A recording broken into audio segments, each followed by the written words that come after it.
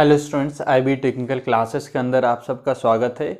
आज हम लोग इंडक्शन टाइप रिले की बात करने जा रहे हैं। ये टॉपिक आपके लिए सिंपल होगा। क्यों सिंपल होगा? क्योंकि ऑलरेडी ये चीज़ आप मेज़रमेंट के अंदर भी पढ़ चुके होंगे और इंडक्शन मोटर के अंदर भी पढ़ चुके होंगे, लेकिन फिर भी रिवीजन के तौर पर हम लोग इंडक्शन के बेसिक प्रिंसिपल के बारे में बात करेंगे, किस तरह से काम करता है और यहाँ पर का जो रिले होगा वो किस तरह से सर्किट ब्रेकर को ऑपरेट कराएगा।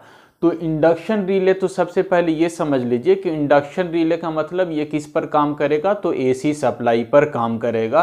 क्योंकि जो इंडक्शन का काम होता है वो केवल और केवल आपके AC सप्लाई के लिए वैलिड होता है, DC में आपका इंडक्शन का काम नहीं होता है। तो पहला चीज़ कि ये AC सप्लाई पर काम करेगा। दूसरा, इसमें हम लोग क्या करते हैं, इसमें एक हम लोग डिस्क का यूज़ करेंगे और इस डिस्क को हम लोग रोटेट कराएंगे। ठीक है, इंडक्शन टाइप रिले के अंदर क्या लगा होगा, एक डिस्क लगा होगा जिसको हम लोग रोटेट कराएंगे और ये डिस्क रोटेट होगा तो आपका सर्किट ब्रेकर का जो कांटेक्ट है, मूविंग कांटेक्ट, वो ओपन हो जाएगा, यानी आपका आइसोलेशन का काम हो जाएगा। तो अब यहाँ पर मेन जो हम लोग को समझना है वो ये समझना है कि ये डिस्क किस तरह से रोटेट होगा। तो इस डिस्क को रोटेट कराने के लिए ये डिस्क रोटेट होगा तो आपका मूविंग कांटेक्ट ओपन होगा और मूविंग कांटेक्ट ओपन होगा तो सर्किट ब्रेकर यानी आपका ऑपरेट हो जाएगा और आइसोलेशन का काम हो जाएगा। तो यहाँ पर आपका डिस्क जो है वो किस तरह से रोटेट होगा उसको असल हम लोग को समझना है। तो डिस्क को रोटेट करने के लिए दो तरह के फ्लक्स यानी दो फ्लक्स की हमको आवश्यकता होगी। जब दो फ्लक्स आपस में डिस्क के साथ इंटरैक्ट करता है और दोनों फ्लक्स की जो वैल्यू है यानी उन दोनों का फ्लक्स का जो एंगल है वो डिफर होगा, वो अलग होगा, तो आपका क्या होगा, डिस्क रोटेट करेगा, डिस्क के अंदर एक टॉर्क डेवलप होगा और उसका इक्वेशन क्या होगा, किस तरह से इक्वेशन को डिराइव करेंगे, आज उसी चीज़ को हम लोग समझेंगे डिटेल के अंदर। और डिस्क रोटेशन किस तरह से हो रहा है, किस तरह से टॉर्क डेवलप हो रहा है, वो सारी चीज़ हम लोग देखते हैं आज के इस डायग्राम की सहायता से, डेरिवेशन की सहायता से। तो सबसे पहले देखिए कि दो तरह का फ्लक्स हमको चाहिए। तो हमने मान लिया दो फ्लक्स क्या है, एक φ1 और दूसरा φ2 है। ठीक है, और φ1 और φ2 के बीच में कुछ एंगल का डिफरेंस है। दोनों एंगल सेम होगा तो टॉर्क डेवलप नहीं होगा, दोनों के बीच में क्या होना चाहिए, कुछ ना कुछ एंगल का डिफरेंस होना चाहिए। तो वो एंगल क्या है, तो उसी एंगल को हम लोग अल्फा से डिनोट करते हैं। तो अब देखिए, पहला जो हमारे पास फ्लक्स था इसको φ1 माना और दूसरा फ्लक्स को हमने φ2 माना और ये डिस्क का डायग्राम दिखाया हुआ, यानी हमने माना कि कोई डिस्क है, इसी डिस्क को हमको क्या करना है, रोटेट करवाना है। तो इस डिस्क को रोटेशन के लिए हमको दो फ्लक्स की ज़रूरत होगी और दो फ्लक्स के बीच में आपका कुछ ना कुछ एंगुलर डिस्प्लेसमेंट होना चाहिए, तो डिस्क आपका रोटेट होगा। और इसको हम लोग डायग्राम और डेरिवेशन फेजर डायग्राम की सहायता से समझेंगे। तो अभी देखिए, जो पहला फ्लक्स था इस फ्लक्स की वैल्यू हमने लिखा φ1 = φ1 max sin ωt। तो ये यानी कि φ1 क्या है, आपका कोई इंस्टेंटेनियस वैल्यू हम ले रहे हैं, किसी इंस्टेंट पर कुछ फ्लक्स की वैल्यू है और उसका यदि हम मैक्सिमम के साथ रिलेट करेंगे तो उसका इक्वेशन क्या बन जाएगा, φ1 max sin ωt बन जाएगा। दूसरा फ्लक्स है, वो दूसरा फ्लक्स क्या है, φ2 और φ2 की वैल्यू यानी इंस्टेंटेनियस वैल्यू है फ्लक्स की, इसकी इक्वेशन लिखेंगे हम लोग तो क्या हो जाएगा, φ2 max sin ωt plus alpha. ये प्लस अल्फा क्या आपको दिखा रहा है, दिखा रहा है कि दोनों फ्लक्स के बीच में क्या है, कुछ ना कुछ एंगुलर डिस्प्लेसमेंट है। दोनों फ्लक्स की फ्रीक्वेंसी सेम होगी लेकिन आपका जो एंगल है वो एंगल अलग अलग होगा और एंगल अलग होगा तो ही आपका क्या होगा, टॉर्क डेवलप होगा।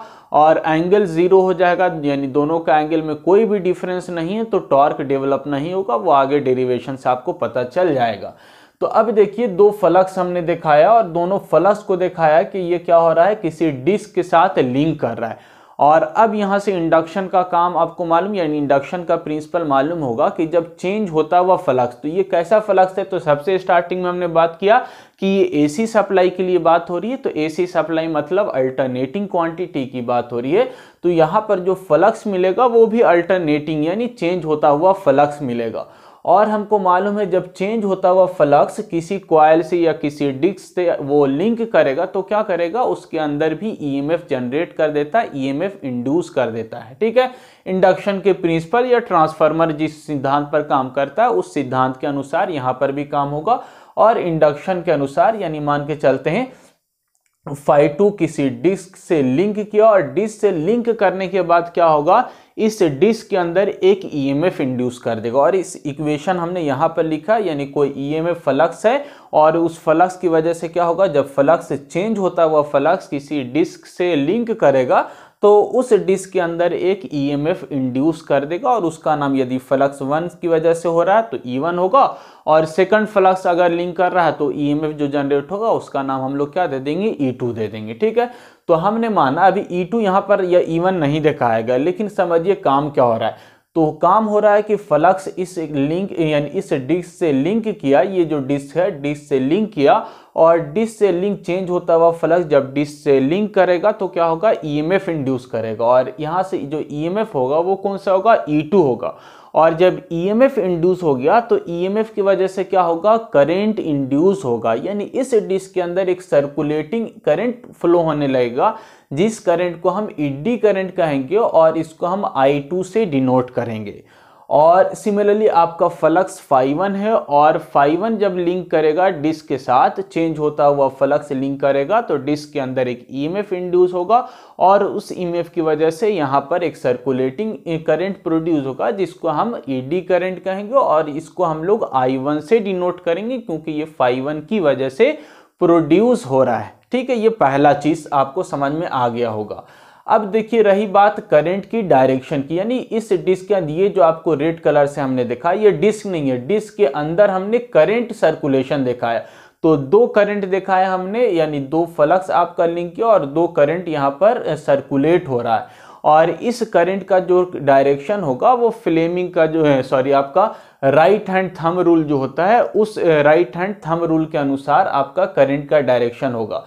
तो हमने करंट का डायरेक्शन इस तरह से देखा है, ये करंट का डायरेक्शन Φ2 की वजह से करंट हुआ, सिमिलरली Φ1 की वजह से ये करंट आपका इंड्यूस होगा और इस तरह से सर्कुलेट होगा। तो यहाँ से आपको डायरेक्शन मिल जाएगा कर्ल नियम के अनुसार से या राइट हैंड थंब रूल के अनुसार से, और सिमिलरली यहाँ पर भी आपको करंट का डायरेक्शन मालूम चल जाएगा।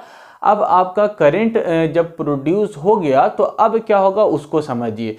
तो अब यहाँ पर मोटरिंग एक्शन काम करेगा और मोटरिंग एक्शन में क्या होता है कि जब आपका यानी यहाँ पर हमारा देख रहे हैं आप, हमने देखा है कि किसी कोई फ्लक्स है और ये फ्लक्स किसी दूसरे करंट के साथ जब लिंक करता है तो उसके अंदर एक फोर्स डेवलप कर देता है, यानी एक टॉर्क डेवलप कर देता है। ठीक है, तो ये आपका Φ2 फ्लक्स हो गया और एक दूसरा करंट यहाँ पर लिंक कर रहा है, यानी सर्कुलेटिंग करंट जिसको I1 से डिनोट कर रहे हैं हम, और Φ2 और I1 का जो प्रोडक्ट होगा इन दोनों की वजह से आपका डिस्क के अंदर एक फोर्स डेवलप होगा। सिमिलरली यहाँ पर Φ1 है और दूसरा जो करंट है ये आपका लिंक कर रहा है, यानी Φ1 और I2 की वजह से एक और आपका फोर्स डेवलप हो रहा है जिसको F1 हम कह रहे हैं, यानी दो फोर्स आपका डिस्क के अंदर डेवलप होगा, एक F2 होगा और दूसरा F1 होगा। और यहाँ पर जो फोर्स का डायरेक्शन हमने दिखाया है, एक इस तरह दिखाया और दूसरा इस तरह, तो जो फोर्स का डायरेक्शन है वो आपका मोटर के अंदर जिस तरह से आप फोर्स का एक्शन निकालते थे यानी टॉर्क का एक्शन, सिमिलरली यहाँ पर यानी फ्लेमिंग लेफ्ट हैंड रूल की सहायता से आप क्या करेंगे, यहाँ पर फोर्स का डायरेक्शन निकालेंगे। तो यहाँ पर आपका फोर्स का डायरेक्शन पहले वाले का इस तरफ आएगा और दूसरे वाले का आपका दूसरी तरफ इस तरफ जाएगा। लेकिन यहाँ से आपको देखने से क्या मालूम चल रहा है, दोनों का जो फोर्स है वो अपोजिट डायरेक्शन में काम कर रहा है, क्योंकि हमने डायरेक्शन निकाला है फ्लेमिंग लेफ्ट हैंड रूल की सहायता से, तो दोनों का अपोजिट डायरेक्शन यहाँ पर हमको मिलेगा। तो यहाँ पर जो फोर्स यानी डिस्क का जो रोटेशन होगा वो किस पर डिपेंड करेगा, तो यहाँ पर डिपेंड करेगा कौन सा फोर्स लीड कर रहा है। जो फोर्स ज़्यादा मजबूत होगा, ज़्यादा लीड करेगा, उस डायरेक्शन में आपका डिस्क का रोटेशन होगा। और फोर्स का यानी कौन सा फोर्स लीड कर रहा है वो डिपेंड करेगा आप कौन सा फ्लक्स लीड कर रहा है। तो अभी ग्राफ की सहायता से आप देख सकते हैं कि इन दोनों फ्लक्स में कौन सा लीड कर रहा है, तो Φ2 आपका क्या हो रहा है, लीड कर रहा है।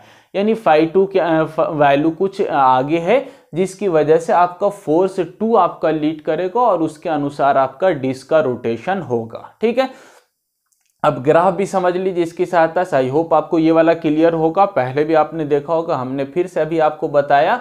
अब दो फोर्स डेवलप हुआ, रिजल्टेंट जो टॉर्क आपका डेवलप होगा, फोर्स डेवलप होगा, वो डिपेंड करेगा कौन सा फोर्स बड़ा है और उस फोर्स या टॉर्क के अनुसार आपका क्या होगा, डिस्क का रोटेशन होगा। और जैसे ये डिस्क रोटेट होना स्टार्ट होगा, आपका मूविंग कॉन्टैक्ट को मूव करा देगा, सेपरेट करा देगा और सर्किट ब्रेकर का मूविंग कॉन्टैक्ट ओपन हो जाएगा और आइसोलेशन का काम हो जाएगा। अब इस चीज़ को यानी आपको करंट को, फ्लक्स को यहाँ पर भी दिखाया गया है।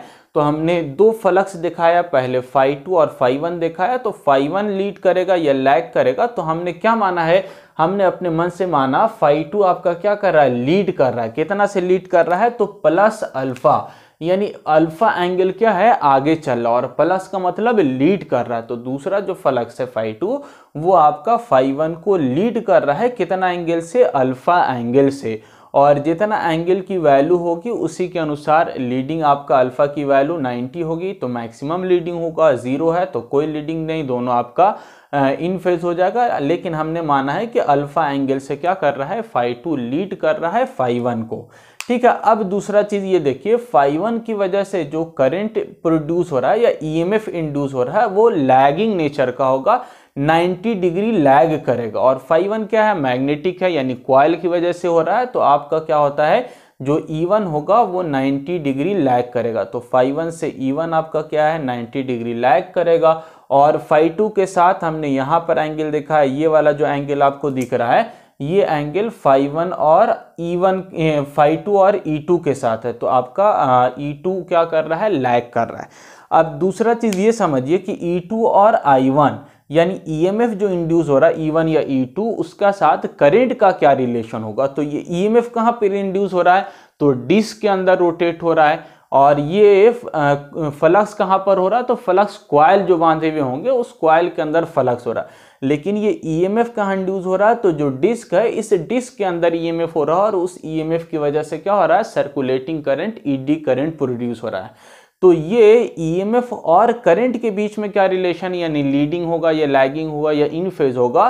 तो इसका आंसर आपको ग्राफ से दिख रहा होगा कि इन फेज है। यानी इसका मतलब क्या हुआ कि यहाँ पर जो डिस्क है, ये डिस्क आपका क्या है, रेसिस्टिव नेचर का है, यानी इंडक्टिव नेचर का ना होकर क्या हम माने हुए, थोड़ा बहुत अगर होगा तो भी हम उसको नेग्लेक्ट कर रहे हैं और मान रहे हैं कि ये प्योर रेसिस्टिव नेचर का है। यानी यहाँ पर जो ईएमएफ है और करंट है दोनों इन फेज होगा। सिमिलरली आपका जो E1 होगा, यहाँ पर E1 और I1 दोनों क्या होगा, इन फेज होगा। यानी ये डिस्क पूरी तरह से रेसिस्टिव होगा। इसका जो सेल्फ इंडक्टेंस हमने नेग्लेक्ट कर दिया है और इसको प्योर रेसिस्टिव हम लोग डिस्क माना है। और ये डिस्क आपका जनरली एल्युमिनियम का होता है, जिसके अंदर अगर इंडक्टेंस की वैल्यू होगी भी तो बहुत मिनिमम होगी, जिसको हमने नेग्लेक्ट कर दी और माना कि E1 और E2 I2 आपका इन फेज है। और यहाँ पर जो E1 होगा, यहाँ पर अगर I2 मान ले रहे हैं, यहाँ पर I1 है, तो यहाँ पर का जो E1 I1 होगा दोनों इन फेज होगा। तो यहाँ पर हमने E1 I1 को इन फेज और E2 I2 को इन फेज दिखाया डिस्क के अंदर। ठीक है, तो ये ग्राफ से रिलेटेड बात हो गया। अब इक्वेशन की सहायता से हम लोग समझ लेते हैं। तो इक्वेशन आपका क्या होगा, चेंज इन फ्लक्स, जब डिस्क से लिंक कर रहा है तो ईएमएफ इंड्यूस कर रहा है। तो E1 हमने दिखा दिया, फाई 1 की वजह से जो ईएमएफ होगा E1 होगा। और यहाँ पर माइनस साइन दिखाएगा। तो माइनस का मतलब क्या है, लेंस लॉ, यानी जिस कॉस की वजह से ईएमएफ इंड्यूस होता है उसको अपोज करता है कॉस को रिजल्ट, इसीलिए हमने माइनस से डिनोट किया लेंस लॉ के अनुसार। अब यहाँ पर फाई 1 की वैल्यू हमने क्या माना, तो फाई 1 की वैल्यू यानी इंस्टेंटेनियस वैल्यू फाई 1 है और इसका इक्वेशन होगा phi 1 max sine omega t. तो हमने रख दिया। अब यहाँ से तो बहुत सिंपल है, सिंपल डेरिवेशन आपको करना है, डिफरेंशिएशन। तो फाई 1 साइन ओमेगा टी हमने रख दिया और इसको फिर आप डेरिवेट कीजिएगा तो आपका क्या हो जाएगा, E1 की value minus phi 1 max sine theta को डेरिवेट किया तो आपका क्या हो गया, कॉस ओमेगा टी।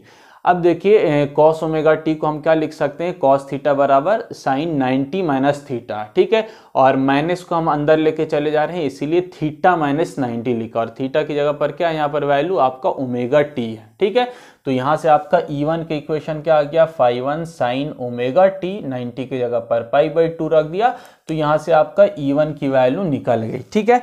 अब यहाँ पर हमने क्या लिखा, या I1 प्रोपोर्शनल टू E1, या आप बोल सकते E1 प्रोपोर्शनल टू I1। इसका मतलब क्या हुआ कि जो EMF है डिस्क के अंदर, EMF इंड्यूस जितना EMF यानी फ्लक्स जितना लिंक करेगा उतना क्या होगा, आपका EMF इंड्यूस होगा, और जितना EMF इंड्यूस होगा उतना करंट सर्कुलेट करेगा डिस्क के अंदर। तो आप लिख सकते हैं E1 प्रोपोर्शनल टू I1 या I1 प्रोपोर्शनल टू E1।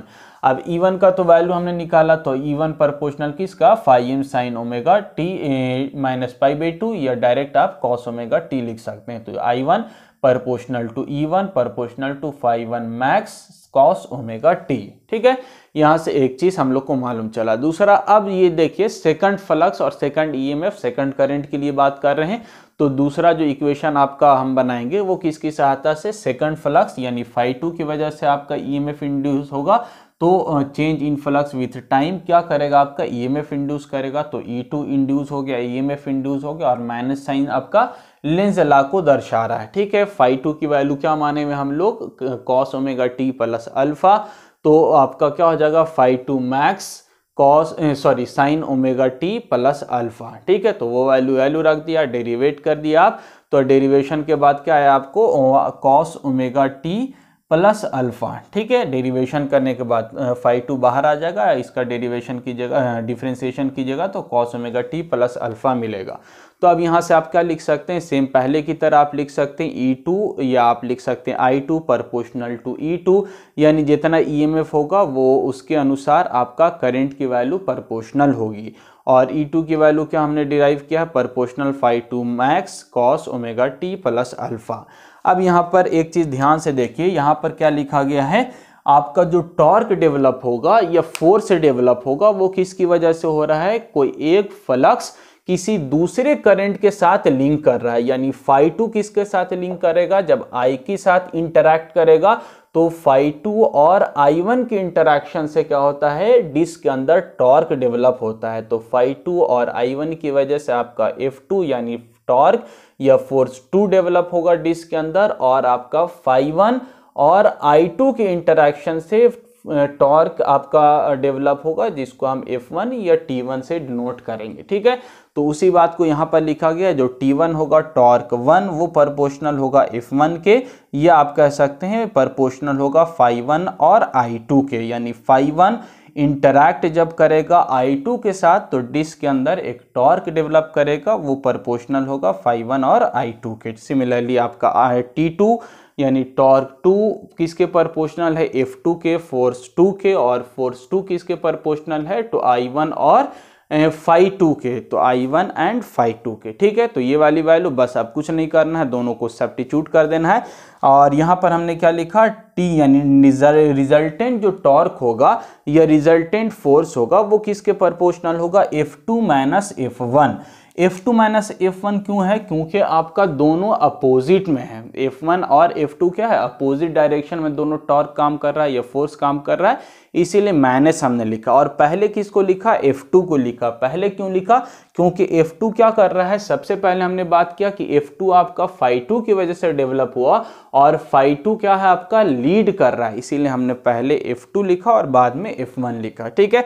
तो अब आपका F1 और F2 माइनस F1 हो गया, या हम लिख सकते हैं F2 की जगह पर आपका φ2 I1 ये वाली वैल्यू सब्स्टिट्यूट कर दे रहे, और आपका F1 की जगह पर हम क्या लिख सकते हैं, φ1 I2 लिख सकते हैं। सब्स्टिट्यूट किया यहाँ पर, अब φ2 की वैल्यू हम निकाल चुके हैं, I2 की वैल्यू निकाल चुके हैं, φ1 I1 I2, बस सारी वैल्यू को सब्स्टिट्यूट करेंगे और इक्वेशन हम लोग निकाल लेंगे।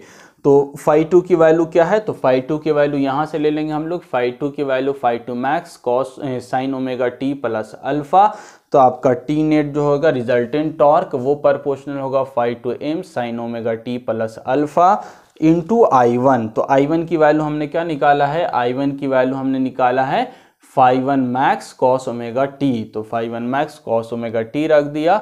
और अब क्या यहाँ पर φ1 इंटू I2, तो φ1 की जगह पर क्या वैल्यू रख देंगे, यहाँ से ले लेंगे φ1 equal to φ1 max sin omega t, φ1 max sin omega t। और आपका I2 की जगह पर क्या वैल्यू निकल जाएगा, I2 की जो वैल्यू निकालना हम लोग φ2 max cos omega t plus alpha, सारा वैल्यू सब्स्टिट्यूट कर दिया। बस आप इसको कॉमन ले लिया हम, φ2 max और φ1 max को कॉमन ले लिया, बाकी सारा आपका साइन कॉस का टर्म अंदर हो गया। अब यहाँ पर फॉर्मूला आपको मिल जाएगा sine into cos B minus sine into cos B, और इसको आप तोड़ दीजिएगा तो आपका साइन ए माइनस बी पे टूटेगा, और यहाँ पर आपका क्या हो जाएगा, वैल्यू जो आपका है उसको हम लोग सब्स्टिट्यूट कर दिया, ओमेगा टी कैंसिल हो जाएगा, और आपकी जो वैल्यू बचेगी साइन अल्फा बचेगी। ठीक है, तो आपका रिजल्टेंट टॉर्क क्या होगा, रिजल्टेंट टॉर्क का जो इक्वेशन बचा φ2 max into φ1 max sine alpha. ठीक है,